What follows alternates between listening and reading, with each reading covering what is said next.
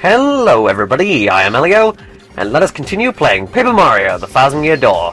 Where in the last part we went through the first two sub-levels of the X-Note Fortress, and in this part, using our recently acquired elevator key, we can activate this other elevator here on sub-level 2, and proceed further through the fortress. And wow, the elevator arrives quickly. How convenient. So, there's nothing useful we can do right now on sub-level 4, so sub-level 3 it is. If only elevators went this fast in real life. Then again, would you want that? To be hurtled at breakneck speeds in a compact space. And I might have to fight this guy to get to that room over there. Or maybe not! Haha! You're a problem for later, good sir. But for now, we've got this problem to deal with. Another one of these grid rooms. This one kind of reminds me of Snaker a little bit, actually. You follow this trail of safe zones to the end of the room. And if you step off the safe zones, you're going to be zapped right back to the beginning, so don't do that, and just be patient. It goes kind of slow, actually. Then again, it probably needs to, because if it went much faster, you'd probably get hit a lot more often. Yeah, then it does this, and goes right back to the beginning, practically. Jeez. By the way, for those of you who don't know, you can actually play a game of Snake Out on the YouTube video player. Yeah, when the video's loading and you see that pattern of grey circles that spin around, when you see that, if you use the arrow keys, you can start a game of Snaker. It's pretty cool. Okay, we're just about at the end here. But not before the game tricks us out one last time by going backwards right at the very end. Jeez. Anyways, our reward for this is another card key. Hooray. Grid turns off. And what was this item back here, you may be asking? A HP drain. Do not need. Never used a HP drain, ever.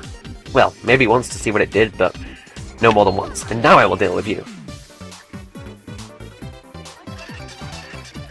Quite an interesting combination of enemies here, actually. At least one of every type of X-Naut. And what the hey, while I'm talking, I guess I can talk about the new stage we have here, after I leveled up to level 20 last part. So yeah, much bigger and fancier, is it not? And because it's bigger, it can hold more audience members, a max of 150, while the previous limit was 100. As for hazards, you still got to contend with the fog and smoke, unfortunately, so that can still show up and make it harder to hit your opponents or freeze you using the nozzles at the front. As to new hazards, you've got explosions, which can pop up from time to time, and sometimes they'll hurt you, but as long as you can guard against them well, you don't have to worry about them much. And we're done here. I'm surprised how many star points those X-Nauts are still giving me. I kind of feel underleveled. Oh well, one is. Now we're going to head to the door on the right of this floor, and use this pipe to completely bypass that guy and make his existence completely worthless. And this is where we need to use the card keys. 1, 2, 3. Green light. Now we can head on to this next room, which is one of the most unique rooms in the entire game. I kind of like this room, actually.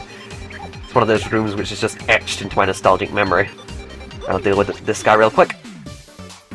I made a mistake about those PhDs last part, by the way. They don't make themselves invisible, they make themselves dodgy. My mistake. Anyway, we'll throw Bobbery over there so we can blow up the switch. Kablooey!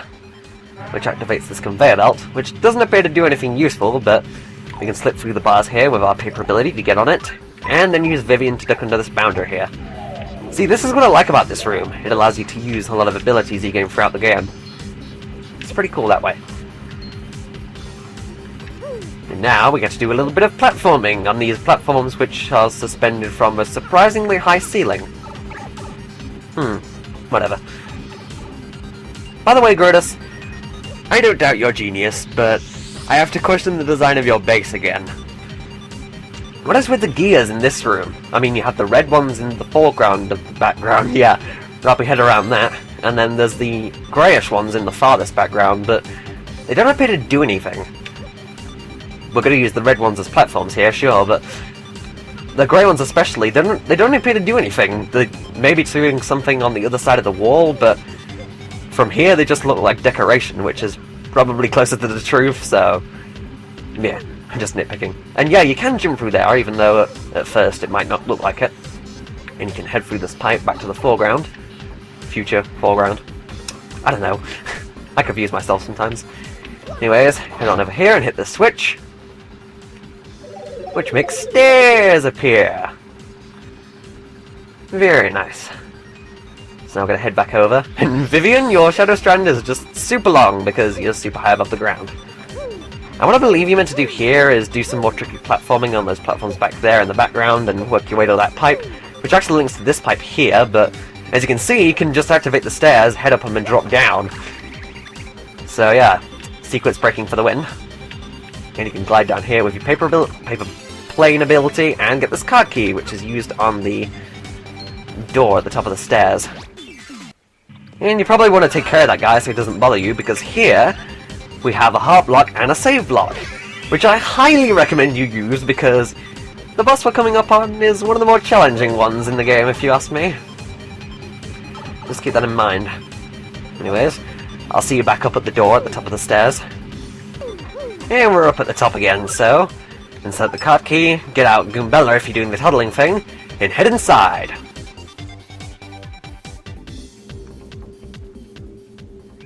Buh! Buh! Buh! I've been waiting for you. Oh man, have I been waiting. And I hate waiting. You again? You've been waiting, huh? Well, so what? What's that supposed to mean? Buh! I'll tell you what it means.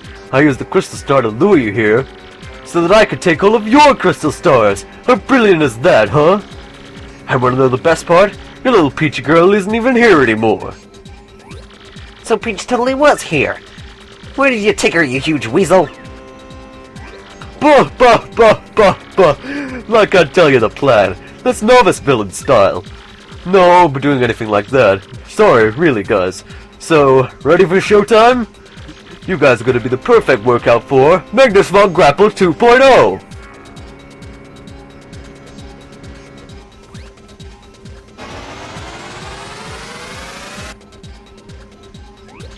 Hope you're up to the challenge, because this thing is raw horsepower, kiddies!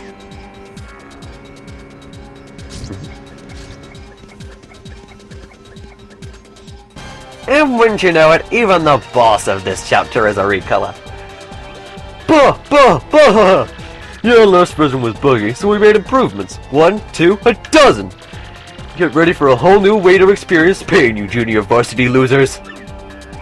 Oh, please. As if we're not gonna totally whip you for like the 10th time.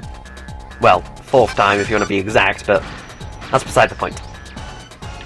So, Goombella, get up front and get tuddling. Tell us what you can about Magnus 2.0 here. An upgraded version. HP 70, attack 6, and defense 2. Its basic attack has a drill move that drops from above. And it'll sometimes release out its fists, which will become their own independent targets. With HP 5 and attack 9, jeez. And when its fists are flying, you'll get attacked by the body and fists in one turn. So yeah, definitely take care of those fists early on. And when its body's HP gets low, it'll fire machine gun, who knows what else. Yeah, it's much stronger than before. In fact, it's one of the toughest bosses in the game without power lift. Here it comes, suckers! Magnus Drill attack! Oh, Magnus von Grapple use Horn Drill.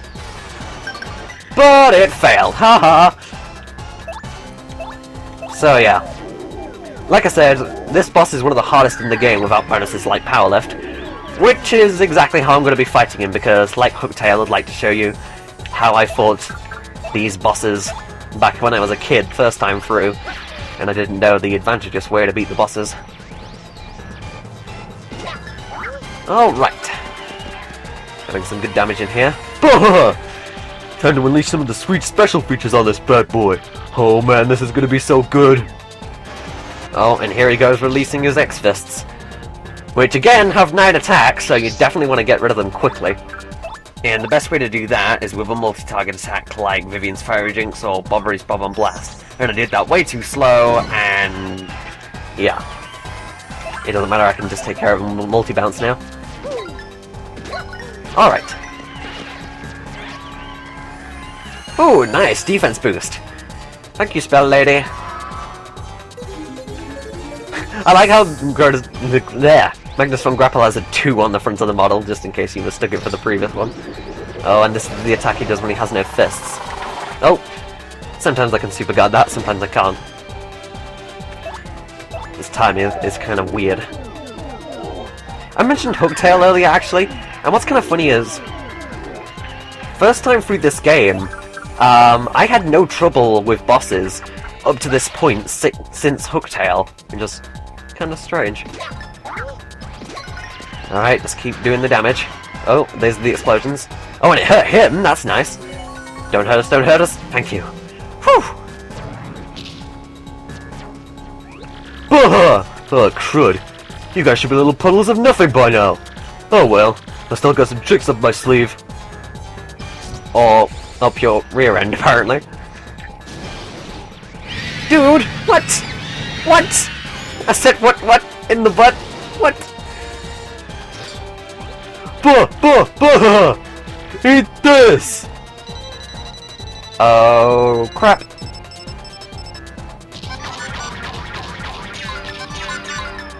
Jeez! Yeah, those were his previously mentioned machine guns, and they're devastating. Because he fires 10 audience members at you, and each of those audience members does... don't you dare. Does 3 damage, so that's a total of 30 damage if you aren't guarding or don't have any defense boosts. So yeah, in case you can't tell, that's what I died against a lot as a kid when I first played this game. So, Bob and Blast, get rid of those hands, because again, 9 attack. Don't want to get hit by that. Go Bombery. Any more explosions? Oh, it only seems to be hurting him. No, oh, what? My sweet powder robot is on the ropes, this is wrong! No, wrong for you, but so right for me. And Spring Jump, it seems to be the most useful move here. And you gotta be careful with his hitbox as well, because it's kind of high up there. It can be easy to miss when you're jumping. There he goes with his spinny blades of doom again. Oh, did it too late that time, the guarding. But oh well, we are done here. Boom! Blah! And 32 star points, very nice.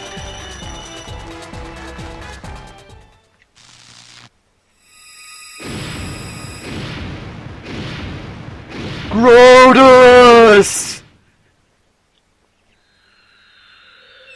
Blasting off again.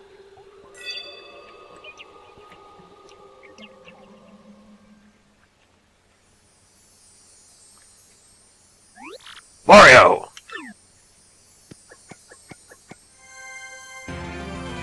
And we got the final Crystal Star! Your star power is now 8, and Mario can use the special move Supernova.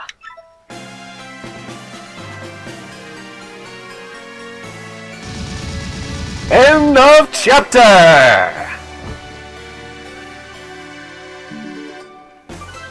The last Crystal Star had been hidden in the X-Naut hideout on the moon.